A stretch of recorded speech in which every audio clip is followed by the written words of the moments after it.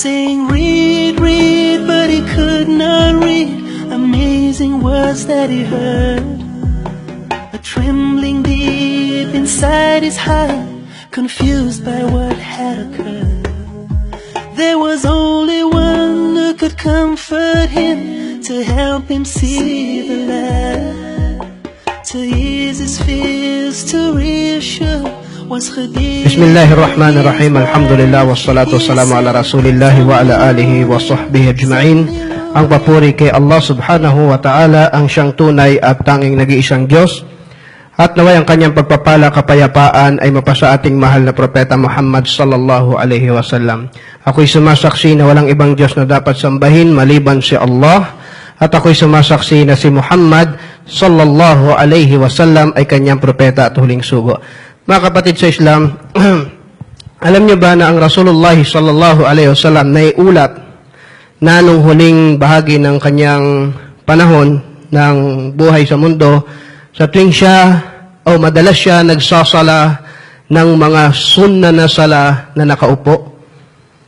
Nakaupo ang Rasulullah sallallahu alaihi wasallam, bumabasa siya ng mahahabang sura, at yun ay ang mga sala sa gabi, qiyamul lail, tahajjud, at siya ay nakaupo. At pag malapit na magruko, tatayo siya ulit at doon niya itutuloy yung ruko at sujud.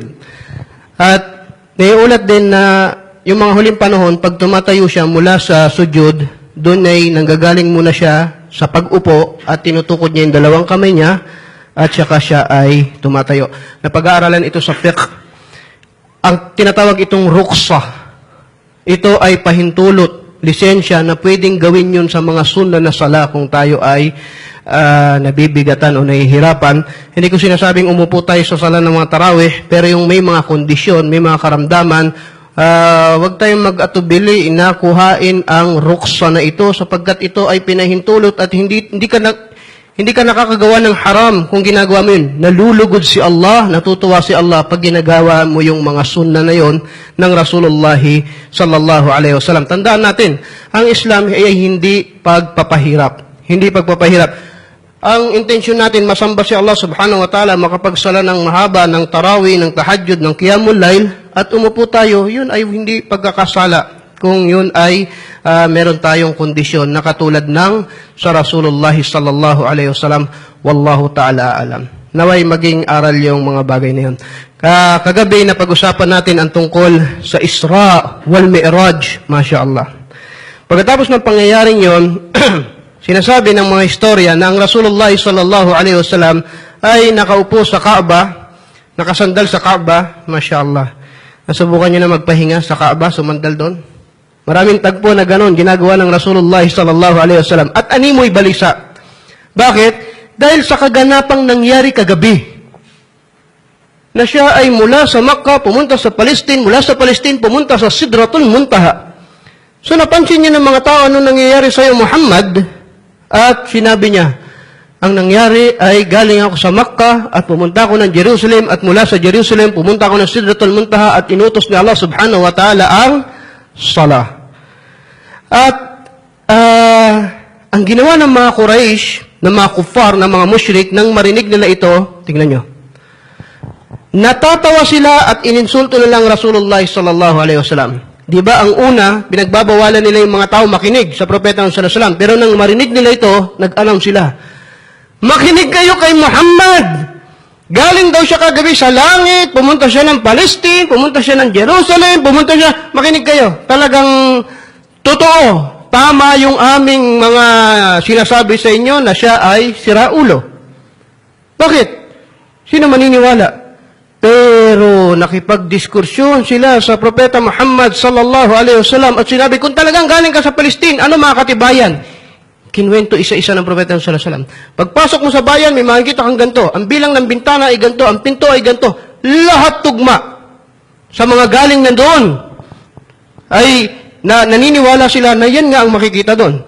At sinabi pa ng propeta sallallahu alaihi wasallam, may karaban kayo na pagdating ng gantong araw, 3 araw, siya ay darating na sa ganitong pasukan ng Makkah, ang kulay ng kamelyo ay ganito. Ibig sabihin, nagbigay siya ng mga palatandaan at lahat yon ay tumugma at napatunayan nila na hindi nagsisinungaling ang Rasulullah sallallahu alaihi wasallam. Pero isa sa mga sahaba Abu Bakar Siddiq radhiyallahu anhu, sabi niya, yan ay madaling paniwalaan. Dahil tayo nga ay naniniwala na dumadating sa kanya si Jibril alayhi salam, nagbibigay ng revelasyon, ano yan, napakadali niyan para sa akin paniwalaan. So subhanallah, kaya si Abu Bakar Siddiq radhiyallahu anhu ay binansagan sa pagkakataon na ito na As-Siddiq. Siya yung pinaka mabilis maniwala o manampalataya sa Rasulullah sallallahu alaihi wasallam. Ngayon, marahil maglilipat tayo ng isang pahina sa talambuhay ng Rasulullah sallallahu alaihi wasallam sapagkat may nagbago. Pagkatapos ng pagkamatay ni Abu Talib, politically, ang mga Muslim ay naging mas mabigat ang kanilang pamumuhay sa Makkah. Hindi tumigil ang mga Quraysh sa pag-aapi, sa panggigipit, at umaabot na sa pisikal ang kanilang ginagawang panggigipit sa mga Muslim. Ang Propeta Muhammad sallallahu alaihi wasallam ay nagnanais na magkaroon ng ibang lugar na kung saan dadalhin niya yung mga Muslim doon at ang kanyang sarili. Ngayon sa Makkah, meron silang idinadaos na mga kapistahan. May mga kapistahan. Na sa mga kapistahan na yon, doon nagdadawa ang Propeta Muhammad sallallahu alaihi wasallam. At ang pinakamalaking kapistahan ay ang kapistahan o festival ng Hajj, Mausimul Hajj, na kung saan dumadagsa talaga yung mga tao doon. Pag dumadating yung kapistahan na yon, ang Propeta Muhammad sallallahu alaihi wasallam, tingnan nyo, sinasamantala niya yung pagkakataon makapagdawa. Kasi iba-ibang tao pumapasok sa Makkah. Ang ginagawa niya sa gabi, pinupuntahan niya sa mga tent. Kahit ngayon, kung makikita niyo, ang Mina ay tent capital ng buong mundo. Doon pa rin sila nag-i-stay. Siyempre, wala pang hotel noon. Papasok sila sa Makkah. Ano ba ginagawa nila sa mga kapistahan na ito? Sa mga kapistahan na to, doon sila nagpapagalingan ng poetry. Share, ng tula. Doon sila nakikipagkalakalan. At yung pagtitipon ng mga kupar na umiinom ng alak o nagdiriwang, diyan nila ginagawa. So sa gabi, pinupuntahan ng Propeta Muhammad sallallahu alaihi wasallam sa mga tent, nagdadawa siya. Paano yun? Pupuntahan niya doon, kakatukin niya, ako si Muhammad, sugo ni Allah, humihingi ako ng konting oras niyo, papaliwanagan niya. Sa umaga, naglalantad siya sa palengke at kinakausap niya yung mga tao. Sinasabi niya, Ya ayyuhan nas, qulu la ilaha illallah tuflihu. Katulad ng sabi natin ng una, nandun yung mga galing sa labas ng Makkah at nagsasalita ang Rasulullah sallallahu alaihi wasallam, sinasabi niya, o sangkatauhan, sabihin niyo ika, walang ibang Diyos na dapat sambahin maliban si Allah, kayo ay magtatagumpay. Pag nagsimula na siya magsalita, si Abu Jahal pupunta sa likod niya at sasabihin, huwag kayong maniwala, siraulo to, siraulo to. Pero kung titingnan mo sa picture, kung sino yung mas mukhang si Raulo, mas lalabas siya yung mas mukhang si Raulo dahil para siyang bata na, teka, wag, para siyang gumaganon sa likod na, si Raulo to. Samantalang ang Rasulullah sallallahu alaihi wasallam nagsasabi, sabihin niyo, la ilaha illallah, tuflihu, kayo ay magtatagumpay. Ganon nila pinipigilan ang dawa ng Propeta Muhammad sallallahu alaihi wasallam. Ngayon, maraming naiulat na sa dawa na ito ng Propeta sallallahu alaihi wasallam, may mga nagmumuslim pangilan-ngilan mula sa iba't ibang lugar.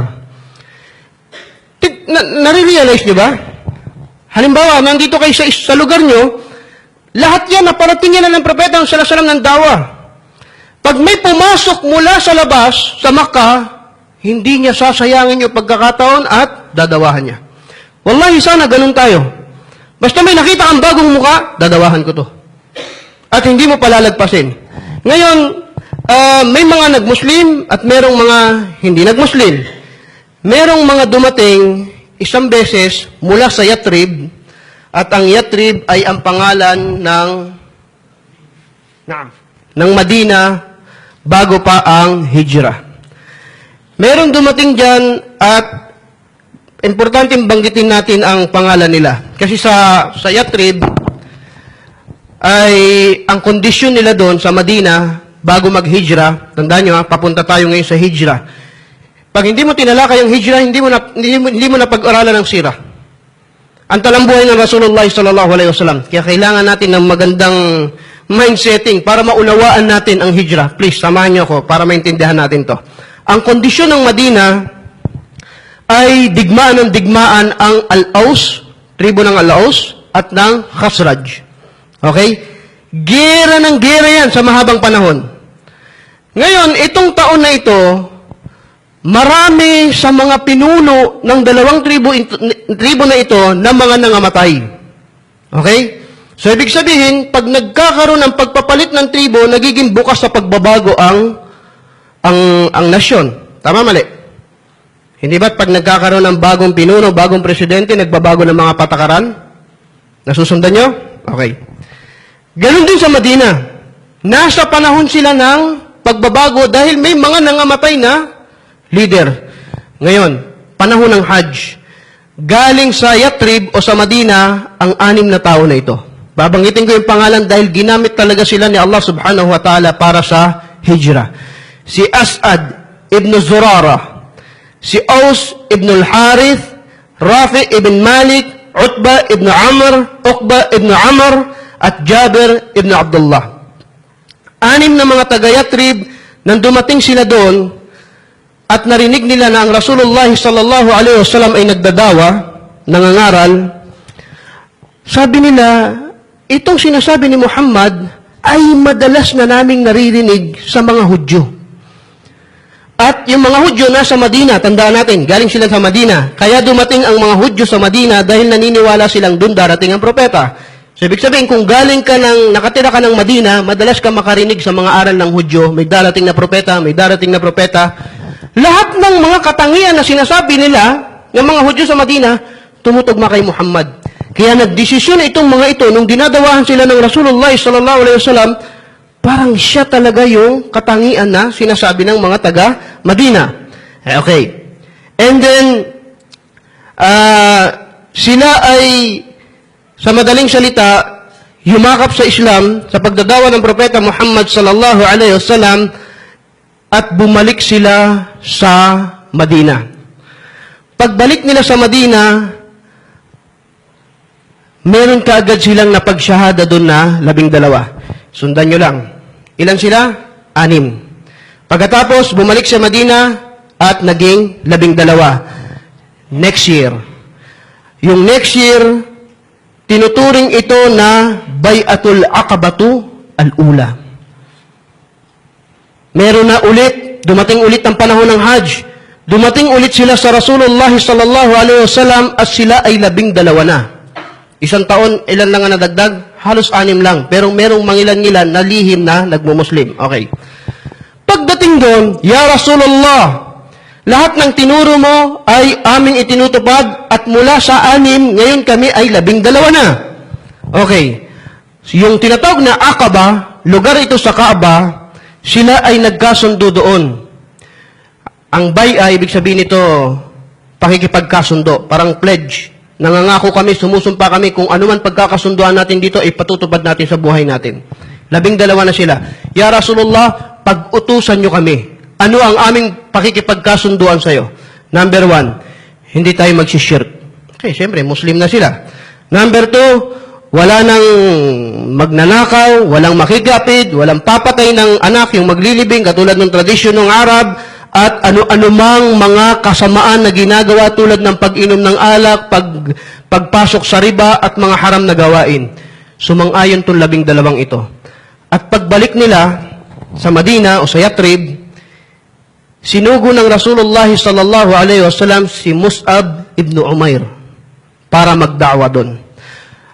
Masarap sanang detalyehin ang bawat isa dahil karamihan dito sa 12 na ito ay pinuno sa kada tribo o kada pamilya nila. So, mabilis talagang lumaganap yung Islam. Nung pinadala doon si Mus'ab ibn Umair, radiyallahu anhu, nakatanda niyo si Mus'ab? Sino nakakatanda kay Mus'ab? Binanggit natin siya. Siya yung mayamang binata na nagmuslim at napakayaman. Pero ngayon, dahil sa sipag niya mag-aral sa Islam, siya yung sala ng sala. Dahil sa sipag niya mag-aral sa Islam, sinusugo na siya ng propeta ng sallallahu alaihi wasallam, may mga nagmuslim doon, 12 na sila, turuan mo sila. Okay? Mga hindi pa lumilipas ang 1 taon, ay bumalik si Mus'ab. Ya Rasulullah, ito ang sitwasyon sa Madina. Kada isang bahay, merong isang Muslim. Subhanallah. Sobrang lakas ng da'wa. Kada isang bahay, ya Rasulullah, sa mga may impluwensyang pamilya, mga makapangyarihang pamilya, merong isang Muslim. Ya Rasulullah, pwede na kayong pumunta doon para maghijra. Okay? Pero hindi pa nangyari yon. Dumating ulit ang panahon ng Hajj at dumating itong mga taga-Madina, sila ay 73 na. Subhanallah. 73 at kasama ang dalawang babae. Pagdating nila, naramdaman ng mga Quraysh na itong si Muhammad, may mga tagasunod sa ibang lugar, baka tayo ay didigmain dito, gagawa ng kasamaan dito. Nagbili ng propeta sallallahu alaihi wasallam. Sabi niya, wag muna tayo magpahalata na tayo magtitipon o magmi-meeting dito. Mag-uusap tayo sa Ayyamut Tashrik. Sa panahon ng Hajj, may tinatawag na Ayyamut Tashrik, yung pagbibilid ng mga karne. Hintayin nyo lang. Wag muna ngayon. Palipas tayo mga ilang araw. Darating ako sa gantong oras, sa gantong lugar, gabi. Para lihim, magmi-meeting tayo. Okay? Subhanallah. Pagdating ng Ayyamut Tashrik, dumating ang Rasulullah sa mga nakapag-Hajj na iintindihan niya kung ano yung sinasabi ko. Ito talaga yung pagpapahinga ng mga nag-Hajj, yung pagod na pagod sila sa Ayyamut Tashrik, nakakapahinga sila. Dumating ang Rasulullah sallallahu alaihi wasallam, alam niyo kung sino kasama? Al-Abbas radhiyallahu anhu. Pero hindi pa siya Muslim. Isa siya sa mga tiyuhin ng Rasulullah sallallahu alaihi wasallam nung namatay na si Abu Talib, bahagya niyang ginagampanan ang tungkol ni Abu Talib, pero hindi ganun kalaki katulad ni Abu Talib. Pagdating ng Rasulullah sallallahu alaihi wasallam, yung 73 na yun, wallahi mga kabataan, galing sa Madina. At naghihintay sila, ya Rasulullah, anong ipag-uutos mo? Nadawahan sila. Dito nagsalita si Al-Abbas. Ang sabi niya, ito ang pamangkin ko.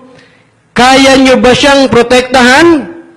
Pag hindi niyo kaya, sabihin niyo at hindi namin kayo bibigyan ng responsibilidad. Al-Abbas, hindi siya Muslim, tandaan natin. Pero magmu-Muslim siya later on. At nagsalita itong mga taga. Isa sa kanila tumayo, inshallah mabanggit natin yung pangalan kinabukasan, naalala ko lang.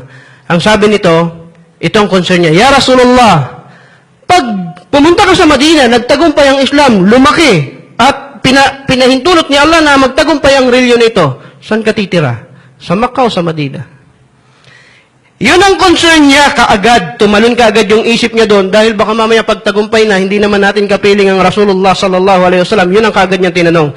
So sabi ng propeta sallallahu alaihi wasallam, sa Madina. Sa Madina.